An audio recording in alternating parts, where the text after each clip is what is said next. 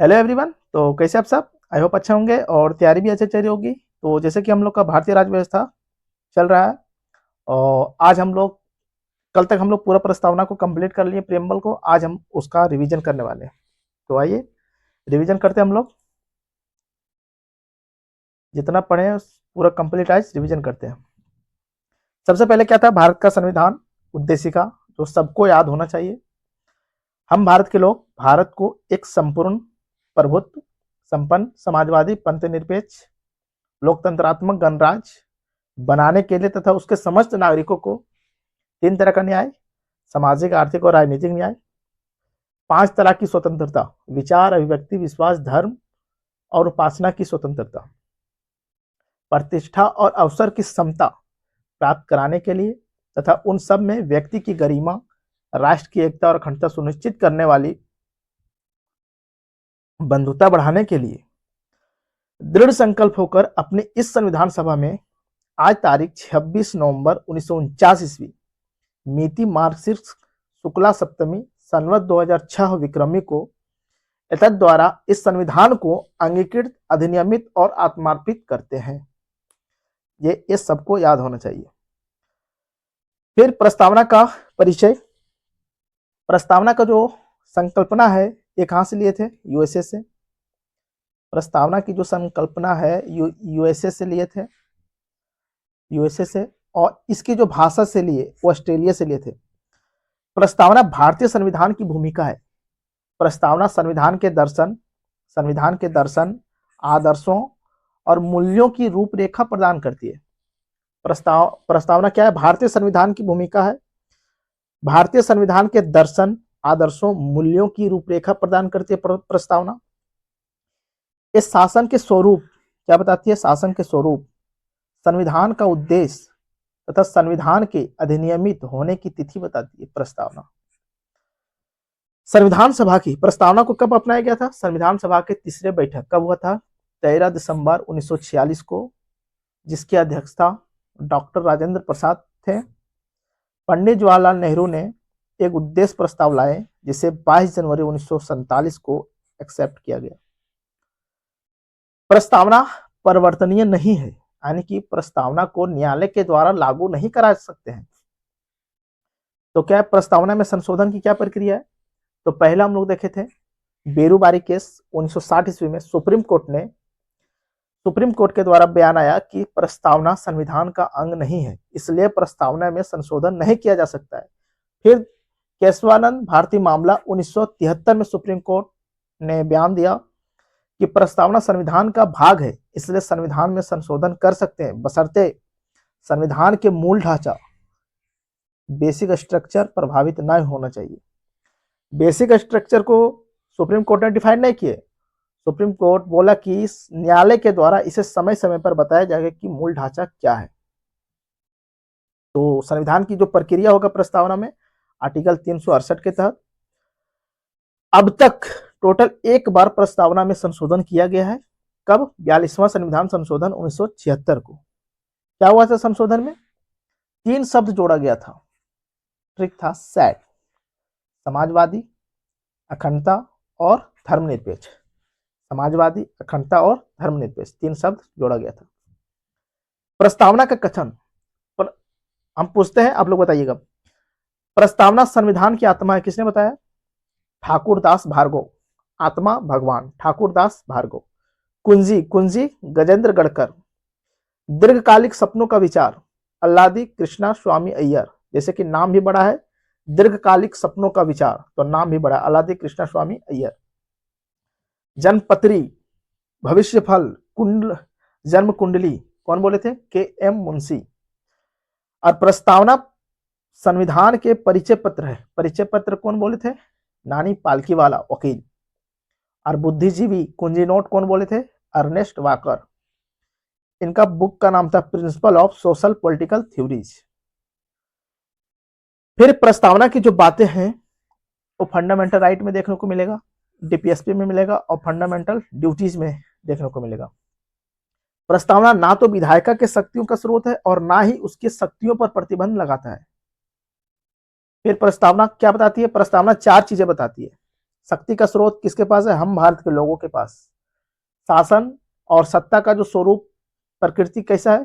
5 तरह के हम लोग देखेंगे, संप्रभु, समाजवादी, पंथनिरपेक्ष। यानी कि प्रस्तावना की प्रकृति क्या है? संप्रभु, समाजवादी, पंथनिरपेक्ष, लोकतंत्र, गणराज्य, गणतंत्र। फिर है संविधान का उद्देश्य। संविधान का क्या उद्देश्य है? न्याय, स्वतंत्रता, प्रतिष्ठा और अवसर की समता और व्यक्ति की गरिमा, एकता, अखंडता और बंधुत्व बनाना। संविधान का क्या उद्देश्य है? न्याय, स्वतंत्रता, प्रतिष्ठा या अवसर की समता प्राप्त कराना, व्यक्ति की गरिमा, एकता, अखंडता और बंधुत्व को बनाए रखना। न्याय कितने तरीके से? सामाजिक न्याय, आर्थिक न्याय और राजनीतिक न्याय। स्वतंत्रता 5 तरह से: विचार की स्वतंत्रता, अभिव्यक्ति की स्वतंत्रता, विश्वास की स्वतंत्रता, धर्म की स्वतंत्रता, उपासना की स्वतंत्रता। प्रतिष्ठा और अवसर की समता प्राप्त हो और व्यक्ति की गरिमा बना रहे, लोगों में एकता रहे, पूरा भारत में अखंडता हो, भारत अखंड भारत हो, बंधुत्व की भावना हो, भाईचारा की भावना हो। कब लागू हुआ? 26 नवंबर 1946। 26 नवंबर 1946। मिति मार्गशीर शुक्ल सप्तमी संवत 2006 में। संप्रभु, सोवरेन क्या अर्थ क्या है? सर्वोच्च व्यक्ति। क्या है? सर्वोच्च व्यक्ति, अधिकार रखने वाला जो किसी क्षेत्र या राज्य पर स्वतंत्र और पूर्ण नियंत्रण रखता हो, जिस पर कोई बाहरी शक्ति हस्तक्षेप ना करता हो, जो अपना निर्णय स्वयं लेता हो, उसे संप्रभु कहते हैं। जैसे कि राजा रानी अपना निर्णय खुद लेते हैं। भारत एक संप्रभु राष्ट्र है। कब से हुआ भारत संप्रभु राष्ट्र? 26 जनवरी 1950 ईस्वी से। तो संप्रभु देश क्या है? वह देश जो आंतरिक और बाहरी मामलों में सर्वोच्च निर्णय लेने का अधिकार रखता हो तथा उस पर किसी अन्य देश का दबाव नहीं होता हो। संप्रभु देश वह देश जिसपे आंतरिक और बाह्य मामलों में सर्वोच्च निर्णय लेने का स्वयं का अधिकार हो, उस पर किसी बाहरी देश का दबाव ना हो, किसी के दबाव पर मतलब निर्णय ना लेता हो। फिर हम लोग देखें आंतरिक निर्णय। आंतरिक निर्णय में जैसे कि समाज से रिलेटेड, आर्थिक, इकोनॉमिकल से जो रिलेटेड है डिसीजन, पॉलिटिकल डिसीजन, ये आंतरिक निर्णय हो गया। बाहरी निर्णय में जैसे कि अंतरराष्ट्रीय संगठन में भाग लेना है और किसी के साथ युद्ध हुआ, शांति तय करना कौन करेगा? भारत अपना निर्णय लेगा। बाह्य निर्णय, किसके साथ मित्रता बनाना है, शत्रु तय करना है, संधियों पे हस्ताक्षर करें ना करें, ये सब बाह्य निर्णय। फिर हम लोग देखें समाजवाद, सोशलिज्म। क्या है समाजवाद? समाजवाद आर्थिक और राजनीतिक विचारधारा है। कैसा? आर्थिक और राजनीतिक विचारधारा है। समाजवाद संसाधनों के सामाजिक यानी कि सार्वजनिक स्वामित्व पर जोर देता है। समाजवाद धन और संसाधनों के समान वितरण पर जोर देता है। समाजवाद समानता, न्याय, कल्याण की बात करता है। वर्ग विहीन समाज बनाना, समाजवाद का क्या उद्देश्य है? वर्ग विहीन समाज बनाना, अर्थात ऐसा समाज बनाना जहां कोई भी शोषक और शोषित वर्ग ना हो। भारत का समाज कैसा है? एक लोकतांत्रिक समाजवाद है। फिर हम लोग देखें लोकतांत्रिक समाजवाद क्या है? Democratic socialism. एक राजनीतिक विचारधारा है। लोकतांत्रिक समाजवाद कैसा है? राजनीतिक विचारधारा है जो लोकतंत्र और समाजवाद को जोड़ता है। क्या? जो लोकतंत्र और समाजवाद को जोड़ता है। इसका उद्देश्य लोकतांत्रिक तरीके से संसाधनों पर सामाजिक और सामुदायिक स्वामित्व स्थापित करना तथा आर्थिक समानता व न्याय लाना।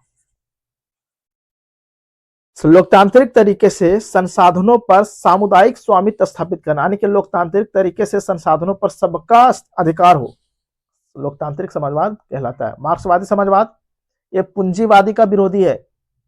मार्क्सवादी समाजवाद को किसने किया था? कार्ल मार्क्स के विचारों पर आधारित। क्या है ये? राजनीतिक और आर्थिक विचारधारा है।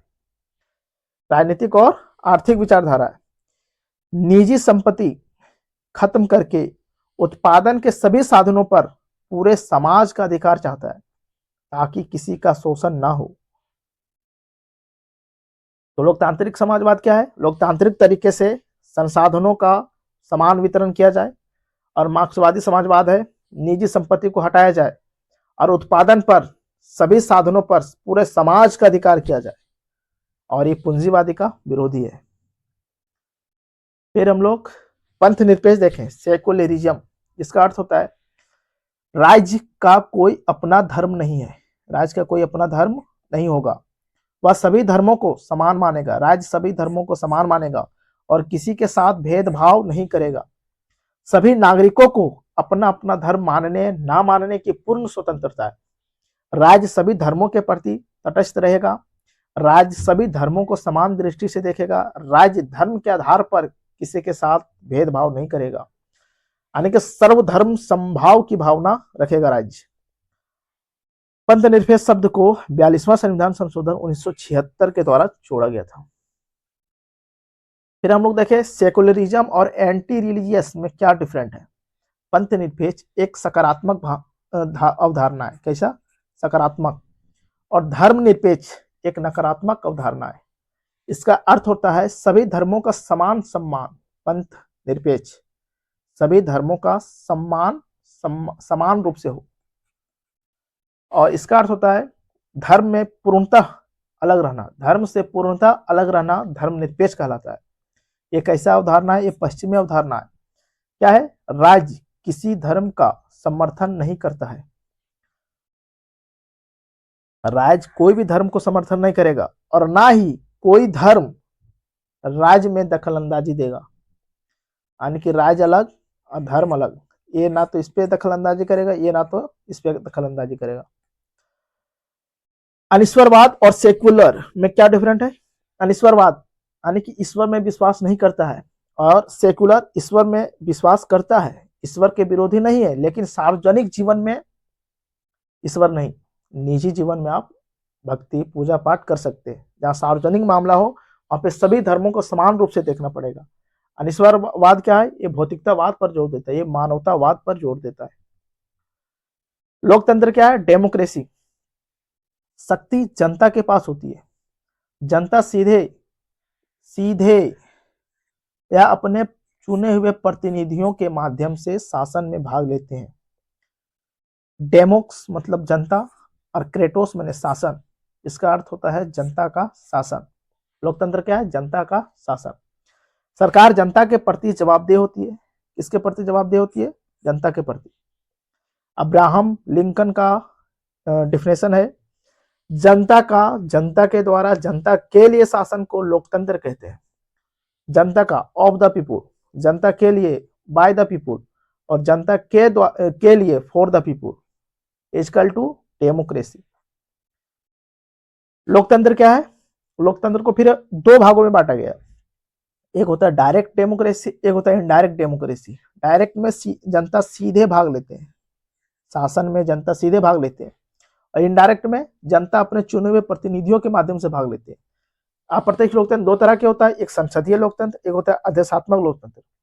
संसदीय लोकतंत्र क्या है, पार्लियामेंट्री डेमोक्रेसी, जिसे संसदीय शासन प्रणाली भी कहते हैं, पार्लियामेंट्री सिस्टम।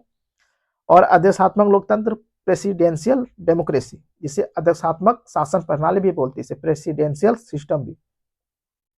फिर हम लोग इस दोनों में डिफरेंट देखें, क्या डिफरेंट है। संसदीय लोकतंत्र ब्रिटिश मॉडल पर आधारित है और ये अमेरिकी मॉडल पर आधारित है। यहाँ शक्तियों का पृथक्करण नहीं होता है और यहाँ शक्तियों का पृथक्करण होता है। शक्तियों का पृथक्करण बोले तो कार्यपालिका और विधायिका आपस में जुड़े होते हैं, तथा कार्यपालिका के सदस्य अनिवार्यता विधायिका के सदस्य होता है, और यहाँ कार्यपालिका और विधायिका दोनों अलग अलग होते हैं। तीसरा, यहाँ पे दोहरी कार्यपालिका और यहाँ पे एकल कार्यपालिका। यहाँ पे क्या, चौथा, कार्यपालिका विधायिका के प्रति उत्तरदायी होती है और यहाँ पे नहीं। Example Bharat, example USA. फिर आगे हम लोग देखें गणराज्य, जनता का शासन। शक्ति जनता के पास होती है। गणराज्य में क्या है, यहाँ पे जनता का शासन होता है और शक्ति जनता के पास होती है। जनता के इच्छा के अनुसार, जनता के इच्छा अनुसार सरकार बनती है यहाँ पे, और जो राष्ट्र का प्रमुख होगा वह इलेक्टेड होगा, और यहाँ पे वंशानुगत नहीं होगा। राष्ट्र का प्रमुख निर्वाचित होगा, और जो नियत समय के लिए रहेगा, वंशानुगत नहीं होगा। गणराज्य का जो विशेषता है, यहाँ पे जो शासन चलाया जाएगा वो संवैधानिक तरीके से चलाया जाएगा, और यहाँ पे शक्तियों का स्पष्ट पृथक्करण होगा, जैसे कि कार्यपालिका का अलग, विधायिका का अलग, न्यायपालिका का अलग। ये सब अलग स्वतंत्र रूप से अपना अपना काम करेंगे। प्राचीन भारत में इसका एग्जाम्पल है वज्जी, मल, शाक्य। भारत कैसा है, एक गणराज्य है।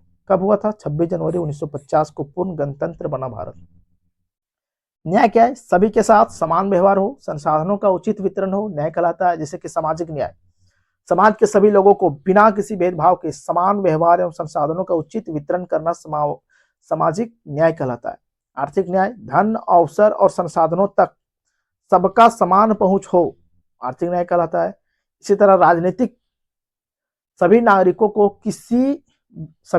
को बिना किसी भेदभाव, जैसे कि जाति के आधार पर, धर्म के आधार पर, लिंग के आधार पर, वर्ग के आधार पर, बिना किसी भेदभाव के राजनीतिक प्रक्रिया में स्वतंत्र और निष्पक्ष रूप से भाग लेने का अवसर देना राजनीतिक न्याय कहलाता है। जैसे कि वोट देना, चुनाव में भाग लेना आदि। तीनों विचार सामाजिक, यानी कि जो न्याय का विचार है, सामाजिक न्याय, आर्थिक न्याय और राजनीतिक न्याय, तीनों रूसी क्रांति 1917 से प्रेरित है। ये सवाल पूछ चुका है। फिर हम देखें स्वतंत्रता, लिबर्टी क्या है, विचार, थाउट क्या है, विचार के आंतरिक अवधारणा है। एग्जाम्पल, विचार, चिंतन, मनन आंतरिक अवधारणा है। इसका एग्जाम्पल है जैसे प्रकट करना, अभिव्यक्ति का एक्सप्रेशन, विचार को प्रकट करना, कैसे, बोलकर, लिखकर, संकेत, इशारा के द्वारा। विश्वास क्या है, बिलीफ, किसी भी विचारधारा को मानना। धर्म क्या है, किसी भी धर्म को मानना या ना मानने की स्वतंत्रता। उपासना, पूजा पद्धति अपनाना। समता और समानता में क्या डिफरेंट है, समता, इक्विटी, समान परिस्थितियों में समान व्यवहार करना। क्या है, समान परिस्थितियों में समान व्यवहार करना। और समानता क्या है, एक जैसा होना या बराबर होना। इसमें क्या उत्पत्ति, फ्रांसीसी क्रांति से 1789, समता की उत्पत्ति फ्रांसीसी क्रांति 1789 में जो हुई उससे उत्पत्ति हुई। इसका प्रतिपादन जॉन लॉक को माना जाता है, जॉन लॉक। असमानता को दूर करके समानता लाना, इसका उद्देश्य क्या है, समता, जो भी असमानता है उसे दूर करके समानता लाना। जैसे कि बेस्ट एग्जांपल हम लोग दिए थे समता का एग्जांपल, 3 आदमी है, एक बड़ा है, उससे छोटा है, उससे छोटा है, क्रिकेट मैच देखना चाह रहा है, बट इसकी हाइट होने के कारण ये तो देख ले रहा है, ये दोनों नहीं देख पा रहे हैं। तो हम लोग क्या किया, समानता लाए, सबको एक जैसा बराबर, सबको बराबरी का दर्जा दिए। ये बड़ा था तो देख लिया, इसके लिए अलग से एक दो टूल लगा दिए, इसके लिए अलग से 3 टूल लगा दिए, तीन बॉक्स। अब जाकर के ये तीनों समान हो गए और तीनों मैच देख ले पा रहे। इसका बेस्ट एग्जांपल अगर दें तो आरक्षण।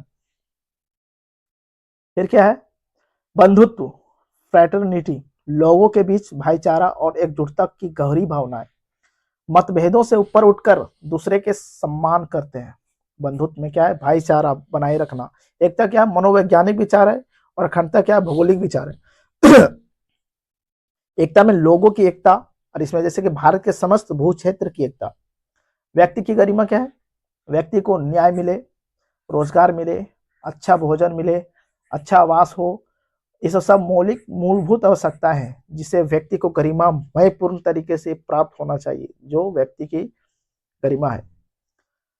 तो हम लोग देखें पूरा कंप्लीट रिवीजन कर लिए। आई होप आप लोग भी पूरा रिवीजन कीजिएगा।